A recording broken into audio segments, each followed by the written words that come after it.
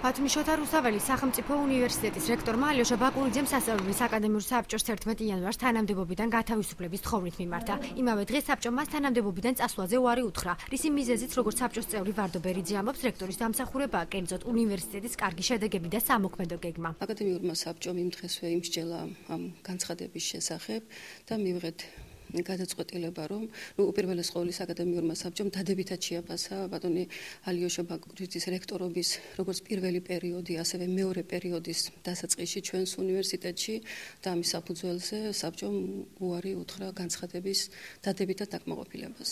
საბჭოს 7 წევრიდან თავი მხოლოდ ერთმა ვაჟა ვერულიძემ შეიკავა, რის მიზეზადაც ვერულიძე ნაუცბათებ გადაწყვეტილებას ასახელებს და ამბობს, რომ რექტორი არ არის ის პირი, რომლის მოთხოვნაც ერთ დღეშია გადასაწყვეტი.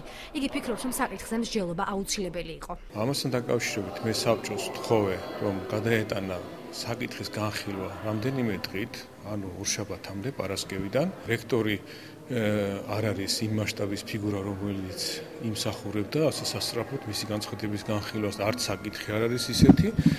ამიტომ ვინაიდან საბჭომ არ დააკმაყოფილა ჩემი განცხადება, მე კენჭის ტყვაში მონაწილეობისგან თავი შევიკავე. რექტორი ალიოშა ბაკურიძე ერთმნიშვნელოვნად აცხადებს, რომ მიზეზი ერთადერთი იყო პროფესიით ფარმაცევტ საქართველოს ფარმაცევტთა ასოციაციის ხელმძღვანელობა შესთავაზეს, რაც მისივე თქმით საპარლამენტო ინიციატივებთან იქნებოდა დაკავშირებული.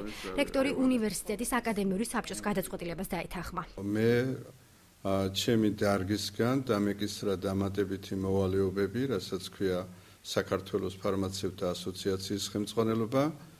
დარგში ძალიან ბევრი პრობლემაა, ამიტომაც საჭიროა, რომ ასოციაციამ განახორციელოს საკანონმდებლო ინიციატივები პარლამენტის წინაშე, რაც მოითხოვს ძალიან დიდ შრომასა და ძალისხმევას და ბუნებრივია, ეს შეუძლებელი იყო რექტორობის პარალელურად. იურიდიულად რექტორს შეეძლო საბჭოს გადაწყვეტილებას არ დამორჩილებოდა. სასწავლებელში არაოფიციალურად ამბობენ, რომ ნაჩქარევი გადაწყვეტილება წინასწარ მოფიქრებულ სცენარს გავს, რომლის შედეგით წინასწარვე იყო ცნობილი.